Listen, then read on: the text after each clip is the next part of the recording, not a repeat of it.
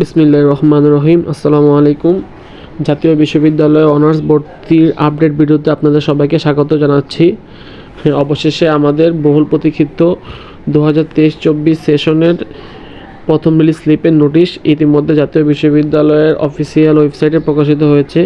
তোমরা দেখতে পাচ্ছ এখানে উপরে 1 নম্বর নোটিসে regarding first release slip application for honours admission 2023-2024 এর নোটিশ ইতিমধ্যে প্রকাশিত হয়েছে।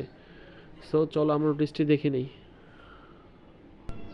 তোমরা দেখতে পাচ্ছ আমরা নোটিশ স্ক্রিনে চলে এসেছি।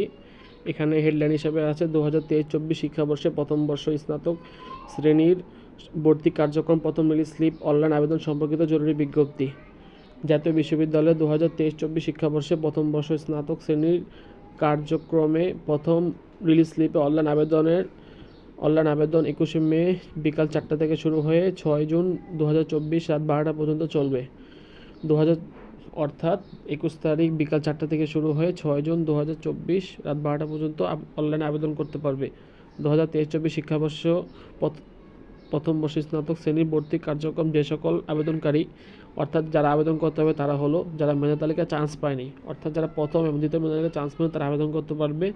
দ্বিতীয়ত যারা মেধা তালিকায় স্থান পেয়ে ভর্তি হয়নি, মানে যারা স্থান পেয়েছিল তারা ভর্তি হয়নি তারা আবেদন করতে পারবে। 3 নম্বর, প্রথম দ্বিতীয় কোটা মেধা তালিকায় ভর্তি হয়ে পরবর্তীতে ভর্তি বাতিল করেছে সেই সকল আবেদনকারী মেধা তালিকায় স্থান পেতে অবশ্যই প্রথম লিস্টে আবেদন করতে পারবে। অর্থাৎ এমন হয়েছে যারা প্রথম দ্বিতীয় মেধা তালিকায় চান্স পেয়েছে এবং ভর্তি হয়েছে বাট পরবর্তীতে ভর্তি ক্যান্সেল করেছে, তারা আবার লিস্টে আবেদন করতে পারবে।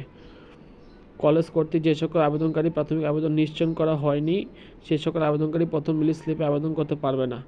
অর্থাৎ যে সকল শিক্ষার্থীরা প্রথম এবং দ্বিতীয় রিলিজ স্লিপে প্রথম এবং দ্বিতীয় আবেদন করেনি তারা রিলিজ স্লিপ আবেদন করতে পারবে না।